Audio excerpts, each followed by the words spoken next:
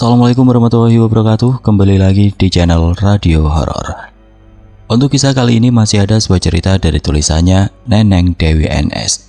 Sebuah kisah pengalaman pribadi. Sebuah kisah yang berjudul Rumah Mertua yang Berdampingan dengan Rumah Kosong Angker. Sebelum kita lanjut ke ceritanya, tekan dulu tombol like video ini dan jangan lupa tekan juga tombol subscribe channel ini. Nyalakan juga lonceng notifikasinya agar tidak ketinggalan cerita-cerita lainnya. Dan seperti apa untuk kisah kali ini? Langsung saja kita masuk ke ceritanya.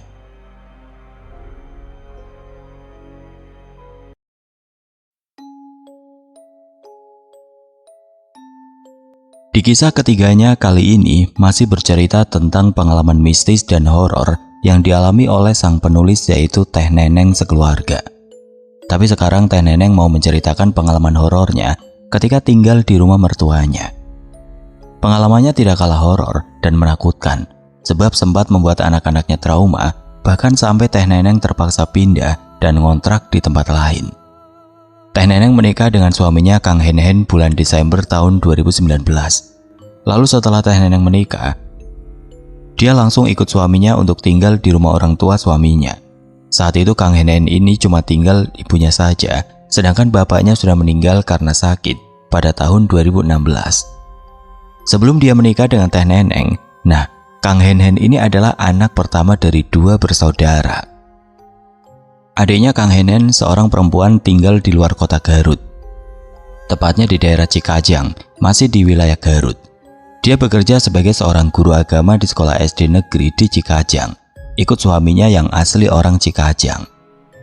Tapi sesekali adiknya dan 3 anaknya suka datang untuk menjenguk ibu mereka saat libur sekolah, karena bapak Kang Hen Hen sudah meninggal. Kebetulan makamnya juga ada di kebun belakang rumah mereka. Jadi bila mereka ingin nyekar ke makam beliau, hanya tinggal jalan sebentar memutar ke kebun belakang rumah. Jadi sehari-hari hanya Teh Neneng, ibu mertuanya, dan Kang Hen Hen yang tinggal di rumah itu. Awal-awal pindah dan tinggal di rumah mertuanya, aman-aman saja, meski Teh Neneng sempat notice kalau rumah mertua di sebelah kirinya berbatasan langsung dengan sebuah rumah kosong yang konon sudah lama tidak ditinggali. Kata suami dan mertuanya, pemilik rumah kosong itu semuanya sudah meninggal dunia dan diperkirakan sudah kosong sejak tahun 2000-an. Oh ya, posisi rumah mertua Teh Neneng itu persis di depan jalan, tapi bukan jalan besar. Namun jalannya tetap ramai dilewati oleh berbagai kendaraan, baik kendaraan roda 2 maupun roda 4. Bahkan truk tronton pun kadang suka melewati depan rumah mertua Teh Neneng. Soalnya tidak jauh dari sana saat itu memang sedang dibangun 2 buah perumahan umum baru yang dibangun oleh developernya dalam waktu yang berdekatan. Di belakang rumah mertua Teh Neneng ada kebun milik orang tua Kang Hen Hen dan milik pamannya yang menyatu. Namun di dekat kebun belakang juga ada sebuah makam keluarga milik tetangga jauh mereka yang masih satu desa. Belakangan Teh Neneng juga baru tahu kalau areal kebun belakang dan makam keluarga itu juga tidak kalah angkernya. Di sana juga terdapat makam mendiang bapaknya Kang Hen Hen yang di atasnya dinaungi oleh sebuah pohon jambu batu yang sangat rindang dan berbuah lebat. Bila pohon jambunya sedang berbuah, suka didatangi oleh banyak kelelawar juga. Rumah orang tua Kang Hen Hen memiliki 3 kamar dan ukuran rumahnya cukup luas, sekitar 140 meter persegi. Atau kalau di Garut hitungnya setara dengan 10 bata. Tapi rumah mertua Teh Neneng ini tidak memiliki halaman karena memang langsung berbatasan dengan jalan yang suka dilewati oleh kendaraan. Terdapat 3 kamar mandi, yaitu 2 kamar mandi yang berada dekat dengan ruang tengah dan 1 lagi kamar mandi yang berada di dekat dapur. Dapur dan kamar mandi belakang itu, temboknya berbatasan langsung dengan rumah kosong. Bahkan temboknya menempel langsung dengan batas tembok rumah mertua Teh Neneng. Teh Neneng pun memberitahu dulu gambaran seperti apa rumah kosongnya. Rumah kosong itu di samping kirinya adalah sebuah sumur dan bak yang sudah lama tidak dipakai. Rumput liar dan tanaman yang merambat memenuhi sekitar rumah kosong, bahkan sampai naik ke atas atapnya. Tidak jarang suka banyak juga ulat di sana yang suka nempel di dinding-dinding pembatas rumah dengan rumah kosong. Bahkan sering juga ditemui ulat-ulat bulu berwarna hitam merayap di sekitar genteng rumah mertua Teh Neneng. Selama 15 tahun, Teh Neneng menikah dengan suaminya dan ikut tinggal di rumah mertua. Lumayan sering juga mendapati anak ular yang masuk ke dalam rumah lewat dapur. Biasanya yang suka masuk ke dapur itu ular hijau, ular kobra sama ular pisang emas yang di atas kepalanya ada corak berwarna kuning. Meskipun yang masuk itu cuma anak ular, tapi tetap saja membuat takut Teh Neneng sekeluarga. Sempat beberapa kali pas ketemu ular di dapur atau di teras, suka Teh Neneng bunuh katanya. Karena Teh Neneng takut anak ularnya masuk ke ruang tengah dan ke kamar dan membahayakan kedua anak-anaknya. Bahkan yang lebih mengkhawatirkan, belum lama ini pernah suatu malam Teh Neneng melihat ada seekor anak kobra. Tahu-tahu sudah ada di lantai kamar mandi ruang tengah. Posisi anak ularnya sudah berdiri seakan siap menyerang. Pada saat yang sama, Miftah dan Raffi kedua anak Teh Neneng minta tidurnya di ruang tengah agar dekat dengan TV. Teh Neneng sempat bingung mau memanggil suaminya, tapi suaminya sedang terlelap tidur di kamarnya. Tapi kalau Teh Neneng meninggalkan tempat itu, dia khawatir nanti anak ular kobranya malah merayap ke lantai kamar mandi menuju ruang tengah, tempat kedua anak-anak Teh Neneng sedang tertidur. Sesuai sebuah artikel yang pernah dibacanya agar jangan langsung membunuh bila bertemu ular, Teh Neneng pun kembali menerapkan hal itu. Dalam hatinya Teh Neneng mengajak anak ular kobra itu ngobrol. Kira-kira seperti kata-kata yang diucapkan oleh Teh Neneng ke ular tersebut. Kalau kamu ular beneran, kamu akan saya bunuh. Tapi kalau kamu ular jadi-jadian, silakan pergi, jangan ganggu penghuni rumah ini. Teh Neneng mengakui saat itu dia juga deg-degan, bercampur takut, soalnya jarak antara anak ular itu dengan Teh Neneng mulai dekat. Karena anak ular tersebut malah seperti sengaja menantang dengan merayap maju mendekati dia. Teh Neneng sempat khawatir, jangan-jangan itu bukan ular beneran. Takutnya berasal dari rumah kosong sebelah rumah, makanya dia terus dalam hati membaca ayat kursi. Sampai akhirnya anak ularnya malah makin merangsak maju ke arah Teh Neneng dengan kepala yang semakin ditegakkan, membuatnya yakin bisa jadi itu ular biasa, bukan ular jadi-jadian. Untungnya saat itu di depan pintu kamar mandi ruang tengah ada toples bekas cemilan anak-anak yang terbuat dari plastik dan tutupnya cukup tebal. Tanpa pikir panjang, Teh Neneng pukulkan toples tersebut ke arah kepala anak ularnya berulang-ulang hingga kepala ularnya remuk sambil terus membacakan ayat kursi. Dia pukul berkali-kali meski masih dihinggapi rasa takut. Terakhir dia juga memukul badan ular tersebut sampai akhirnya ularnya mati. Nah, bangkai ularnya sama Teh Neneng dibungkus plastik, rencananya mau dibakar besok. Dia tidak berani keluar rumah untuk membakar ularnya saat itu, sebab jam baru menunjukkan pukul 2 tengah malam. Setelah itu Teh Neneng putuskan untuk kembali melanjutkan tidurnya yang sempat terganggu. Tapi malam itu Teh Neneng malah mendapatkan sebuah mimpi buruk. Teh Neneng bermimpi melihat ada seekor ular kobra yang berukuran cukup besar, sepertinya induk ular kobra. Ular kobra tersebut merayap mendekati ke arah Teh Neneng. Dengan ketakutan Teh Neneng beringsut mundur, mau kabur turun dari atas spring bed. Sebab di mimpinya, ular kobra tersebut tahu-tahu sudah muncul di atas tempat tidurnya. Tapi telat, ular kobranya sudah lebih dulu mematuk lengan kirinya sebanyak 3 kali, sehingga Teh Neneng sampai meringis kesakitan. Dia pun langsung terbangun dengan nafas yang ngos-ngosan. Teh Neneng langsung memeriksa lengan kirinya yang dipatuk ular kobra di dalam mimpinya barusan. Tidak ada bekas apa-apa. Dia pun lega lalu melanjutkan tidurnya. Tapi pas bangun tidur keesokan harinya, Teh Neneng merasakan sakit luar biasa di bagian lengan kirinya itu. Selama 3 hari lengannya itu berasa berat sebelah, kayak ada benda yang menarik lalu menggigitnya dari dalam. Sampai akhirnya, karena tidak kuat, dia terpaksa mencoba berobat ke Pak Ustadz yang memiliki pesantren sahabat suaminya. Teh Neneng juga menceritakan tentang mimpinya yang dipatuk ular kobra, terus sebelumnya sempat membunuh anak ular kobra yang masuk ke dalam kamar mandi ruang tengah. Kata Pak Ustadz, ular yang dibunuh Teh Neneng itu bukan ular beneran, tapi salah satu penghuni dari rumah kosong. Induknya marah makanya masuk ke dalam mimpi Teh Neneng dan mematuk lengannya. Pak Ustadz menyuruh Teh Neneng mandi air dicampur garam kasar dan bidara, yang dibacakan ayat kursi dan 3 surat kulhu minimal 2 hari. Sebagian air campuran tersebut disuruh diusapkan juga ke bagian lengan yang sakit, sambil membacakan sholawat dalam hati oleh Pak Ustadz. Tiba-tiba Pak Ustadz menanyakan keberadaan bangkai ular kobra yang tempo hari sudah dibunuh sama Teh Neneng. Saat Teh Neneng mencapai plastiknya, dia kaget. Plastiknya masih dalam keadaan terikat karet sama seperti waktu dia memasukkan bangkai anak ular kobranya. Tapi anehnya bangkai ular kobranya malah sudah tidak ada. Dia tanyakan ke Kang Hen dan anak-anak, mereka kompak mengaku tidak tahu. Tentu saja hal itu membuatnya panik, sebab plastiknya masih utuh. Kalau memang digigit tikus yang ada di dapur, pasti plastiknya sudah ada yang koyak bekas gigitan. Tapi ini plastiknya saja masih utuh. Akhirnya Teh Neneng bilang ke Pak Ustadz apa adanya. Pak Ustadz hanya minta dia jangan panik.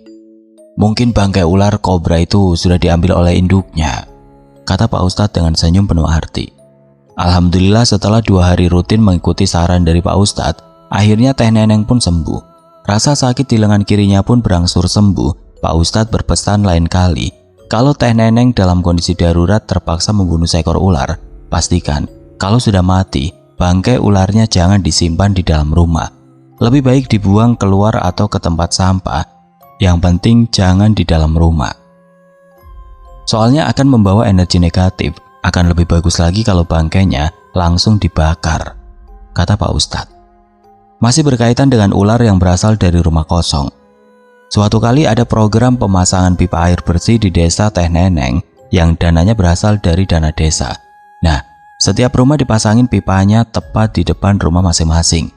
Pas warga memasang pipa di depan rumah kosong yang akan disambung ke rumah Teh Neneng dan rumah warga lain, mereka mengaku melihat ada ular besar berwarna hijau sebesar paha orang dewasa yang masuk ke dalam rumah kosong. Sama warga dikejar sampai masuk ke dalam rumah kosongnya, tapi anehnya ularnya nggak ketemu. Begitu juga waktu ada penggalian PDAM, kan semua bagian depan rumah warga sengaja digali buat saluran air PDAM-nya. Pekerja PDAM yang bertugas menggali tanah juga mengaku melihat ada ular hijau berukuran cukup besar merayap dari atas genteng rumah mertua Teh Neneng, lalu menuju ke rumah kosong. Waktu ularnya mau dikejar sama pekerja itu sambil bawa linggis, katanya ularnya ngilang pas masuk ke rumah kosong. Sejak saat itu Teh Neneng dan suami suka was-was, takut rumah kosong itu juga menjadi sarang ular dan tempat menetasnya telur-telur ular. Nah, kembali bicara tentang ular yang berkaitan dengan rumah kosong, Teh Neneng juga pernah mimpi buruk yang berkaitan dengan ular ketika sedang hamil anak kedua. Teh Neneng mimpi ada gerombolan ular kecil berwarna hijau datangnya dari arah dapur, lalu masuk ke dalam ruang tengah dan hendak masuk ke dalam kamar Teh Neneng. Dan gerombolan ular-ular itu hendak merayap naik ke atas spring bed di mana Miftah sedang tertidur pulas. Di mimpi itu Teh Neneng ketakutan, teriak-teriak mencoba mengusir gerombolan ular hijau tersebut dengan melemparkan bantal dan guling ke arah mereka. Tapi tiba-tiba saja ada seorang laki-laki yang wajahnya mirip sekali dengan wajah bapak Teh Neneng. Tapi yang ini seperti bapak Teh Neneng versi usia masih muda, sekitar usia 30 tahunan. Padahal aslinya usia bapak Teh Neneng saat itu sudah 70 tahunan. Nah, gerombolan ular itu diusir memakai tongkat oleh laki-laki yang wajahnya mirip dengan bapak Teh Neneng tersebut. Gerombolan ular itu pun bubar dan menjauh. Teh Neneng langsung terbangun.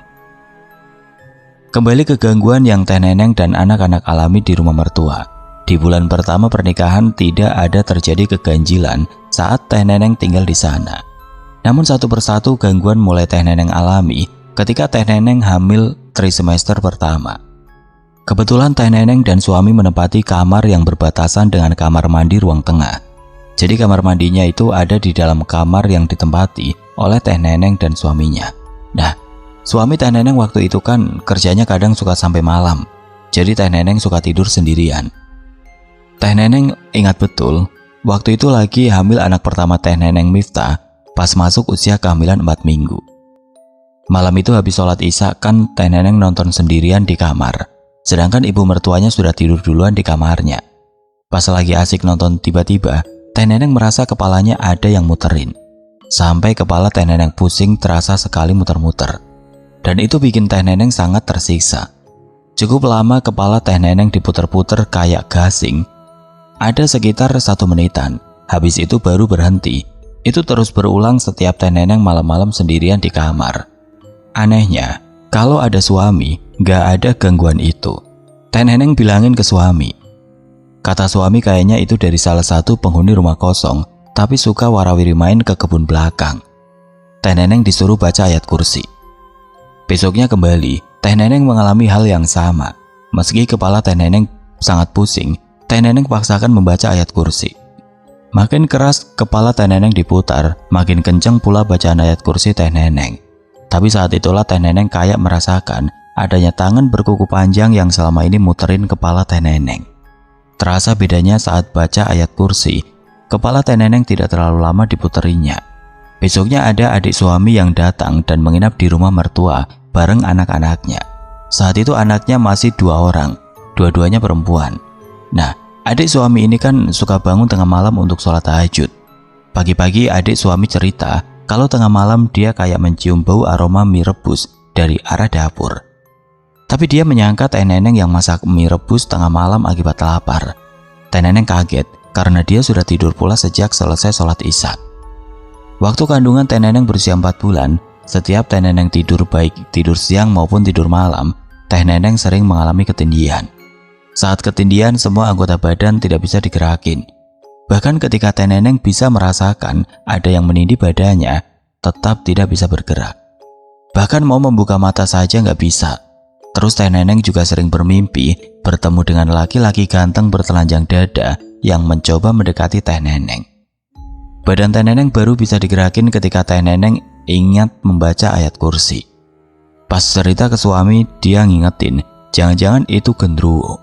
Suami hanya minta Teh Neneng agar tidur dalam posisi miring, jangan terlentang. Teh Neneng manut. Tidak sampai di situ, setiap kali Teh Neneng ke dapur malam-malam, pasti berasa merinding. Rasanya kayak ada yang merhatiin katanya. Sampai suatu kali suami Teh Neneng membongkar lantai dapur bagian pojok yang berbatasan dengan rumah kosong. Pas Teh Neneng tanyain buat apa, katanya karena bagian lantai itu mau disemen ulang. Besok malamnya sekitar jam 12:30 malam Teh Neneng mau ke dapur, tiba-tiba di meja makan yang dekat dengan pintu dapur, dia mencium bau anyir yang sangat menyengat. Baunya itu kayak bau ikan mentah sampai perut Teh Neneng terasa mual. Tapi sumber bau itu berasal dari arah pintu dapur. Tidak lama kemudian terdengar suara teriakan kesakitan suami Teh Neneng.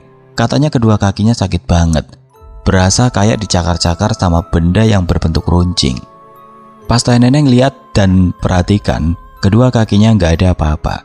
Mungkin karena Teh Neneng nggak bisa lihat hal-hal yang berhubungan sama dunia sebelah. Tapi Teh Neneng kasihan lihat suaminya yang terus saja teriak-teriak sampai kayak mau nangis. Nunjuk-nunjuk ke arah kedua kakinya. Teh Neneng cuma bisa pijat-pijat dengan rasa bingung, sekaligus kasihan. Tetap saja dia ngeluh sakit. Teh Neneng makin panik.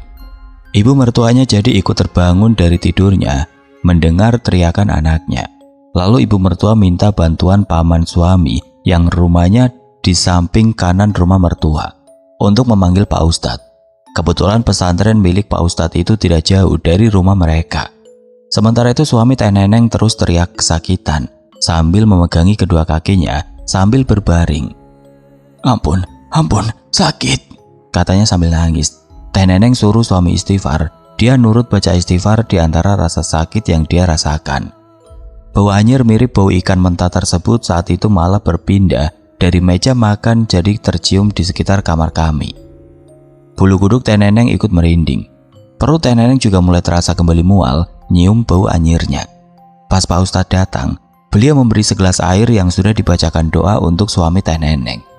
Tapi Teh Neneng perhatikan, Pak Ustadz terus menatap ke arah tembok yang ada di belakang suaminya. Lalu Pak Ustadz nanya gini ke suami Teh Neneng sambil memegang ujung jempol kaki suami Teh Neneng. Maaf Pak Henhen, kalau boleh tahu, apa belum lama ini Pak Henhen melakukan sesuatu di dapur? Tanya Pak Ustadz. Suami Teh Neneng yang sudah mulai berkurang rasa sakit di kakinya menjawab jujur kalau dia kemarin membongkar lantai dapur bagian pojok kanan. Pak Ustadz hanya manggut-manggut lalu berkata, Pak Henhen diganggu sama sosok perempuan mirip sundel bolong yang tidak terima rumah kediamannya dirusak. Jawab Pak Ustadz. Kami semua kaget mendengarnya. Kedua kaki Pak Henhen dia cakar pakai kukunya. Kukunya panjang, makanya Pak Henhen sampai kesakitan. Tambah Pak Ustadz sambil menyuruh suami Teh Neneng terus membaca ayat kursi dan istighfar.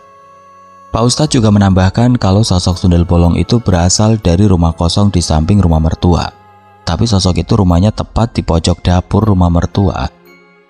Singkat cerita, setelah didoakan oleh Pak Ustadz, suami Teh Neneng pun sembuh. Kedua kakinya tidak lagi terasa sakit. Daerah pojok dapur dibantu dinetralisir oleh Pak Ustadz dengan doa-doa agar sosok Wewe Gombel itu tidak lagi mengganggu suami Teh Neneng. Tapi itu bukan akhir dari gangguan yang dia sekeluarga alami. Setelah Teh Neneng melahirkan dan Miftah berusia 1 tahun, dia belikan mainan piano yang memakai baterai. Jadi mainan piano itu baru akan menyala dan bisa dimainkan kalau ada baterai dimasukkan ke dalamnya. Kebetulan saat itu suami Teh Neneng kerjanya udah pindah keluar Garut, tepatnya di daerah Biendei, dan pulangnya seminggu sekali pas hari Jumat sore. Jadi selama suami Teh Neneng tidak ada di rumah hanya ditinggali oleh Teh Neneng, Miftah, dan ibu mertua. Ketika tengah malam saat mereka bertiga tidur pulas, tiba-tiba dikagetkan oleh suara bising dari mainan piano Miftah yang Teh Neneng letakkan di dalam lemari ruang tengah. Sontak Teh Neneng terbangun. Miftah yang awalnya sudah tertidur pulas juga ikut terbangun, lalu nangis. Begitu juga dengan ibu mertua Teh Neneng. Lalu sambil menggendong Miftah, Teh Neneng bergegas menuju lemari yang ada di ruang tengah. Begitu Teh Neneng keluar dari kamar, suara bising mainan piano Miftah langsung berhenti. Suasana pun menjadi sangat hening. Dugaan Teh Neneng benar, suara bising tadi berasal dari mainan piano Miftah. Teh Neneng ambil dan periksa karena seingat Teh Neneng tadi siang baterainya habis dan baterai bekasnya sudah Teh Neneng keluarkan dibuang ke tempat sampah. Pas dicek memang di dalamnya kosong, tidak ada satupun baterai yang terpasang. Teh Neneng perlihatkan ke ibu mertua. Beliau juga sama kaget dan bingungnya. Namun tiba-tiba saja bulu kuduk Teh Neneng merinding dan tangis Miftah malah semakin kencang. Akhirnya buru-buru Teh Neneng gendong Miftah kembali ke kamar. Itu adalah salah satu pengalaman horor yang masih terekam jelas di ingatan Teh Neneng. Meski kejadiannya sudah terlewati 13 tahun yang lalu. Masih tentang rumah kosong di sebelah rumah mertua Teh Neneng. Banyak tetangga yang bersaksi kalau mereka lewat di depan rumah itu di atas jam 10 malam. Pasti akan melihat penampakan. Seorang tetangga dekat yang ibunya merupakan teman bermain Raffi, anak bungsu Teh Neneng, mengaku pernah melewati depan rumah kosong jam 10 malam, habis membeli rokok di warung dekat jalan buat suaminya. Dia mengaku melihat ada sosok tinggi hitam bertelanjang dada, tapi tanpa kepala, berdiri di samping rumah kosong. Seorang tetangga lain juga bersaksi saat mau berangkat ke pasar sehabis sholat subuh. Dia mendengar ada suara laki-laki yang memanggil-manggil namanya dari arah dalam rumah kosong. Tetangga Teh Neneng pun langsung lari, cuma keesokan harinya dia sempat sakit demam selama 2 hari. Yang lebih menakutkan, ada seorang tetangga yang melewati rumah itu pas maghrib bersama cucunya yang masih batita. Keesokan harinya sang cucu mengalami demam tinggi hampir 5 hari. Dibawa berobat ke dokter tidak kunjung sembuh, tapi pas dibawa ke Pak Ustadz dan diberi air minum yang didoakan, barulah cucunya itu sembuh. Kata Pak Ustadz, anak perempuan itu terkena sawan. Saat ditanya oleh Pak Ustadz dengan lugu, anak itu mengaku melihat ada sosok hitam tanpa kepala bertelanjang dada di dalam rumah kosong. Untungnya, meski warga di sini sudah banyak yang tahu soal sosok tinggi besar hitam tanpa kepala bertelanjang dada yang mendiami rumah kosong, untungnya Teh Neneng mengaku tidak pernah melihatnya secara langsung. Namun Teh Neneng pernah waktu itu terpaksa menginjakan kaki di samping rumah kosong tersebut, tapi tidak sampai masuk ke dalamnya. Waktu mencari anak kucing Teh Neneng yang kabur. Lalu pas anak kucingnya sudah ketemu, Teh Neneng sempat memfoto anak kucingnya itu dan Teh Neneng posting di status WA. Tidak lama kemudian ada salah seorang sahabat indigo Teh Neneng namanya Mas Abi melihat postingan tersebut. Mas Abi langsung mengirim pesan ke Teh Neneng agar segera mandi pakai air dicampur garam kasar dan bidara. Katanya dia melihat ada sosok laki-laki tinggi hitam bertelanjang dada yang ngikutin Teh Neneng. Teh Neneng sempat tanya lagi, apa sosoknya tanpa kepala? Waktu itu Mas Abi tidak menjawab, tapi dia berpesan setiap Teh Neneng dari luar rumah, terutama bila habis melewati rumah kosong, sebelum masuk dalam rumah harus cuci tangan dan cuci kaki dulu. Sosok itu ngikutin Teh Neneng, bahkan hendak mencoba masuk ke dalam tubuh Teteh lewat punggung. Katanya di dalam chat WA. Teh Neneng makin kaget dong. Ih, ogah banget kalau sampai tubuh saya dimasukin yang begituan, balas Teh Neneng ke Om Abi waktu itu. Tenang Teh, sosok itu nggak bakal bisa masuk karena susunan tulang punggung Teteh rapat. Teh Neneng juga orangnya banyak gerak, nggak suka bengong, jadi insya Allah bakal susah buat dimasukin sosok astral, tambah Om Abi. Syukurlah kalau begitu, saya lega banget, jawab Teh Neneng. Meski Teh Neneng tidak pernah melihat langsung sosoknya, tapi dia sempat beberapa kali mimpi bertemu dengan laki-laki yang bertelanjang dada. Sosoknya kayak suka muncul di beberapa tempat yang Teh Neneng kunjungi di mimpi tersebut. Sepertinya itu sosok yang ada di rumah kosong, tapi untungnya sekarang sosok itu udah nggak pernah lagi muncul di mimpi Teh Neneng.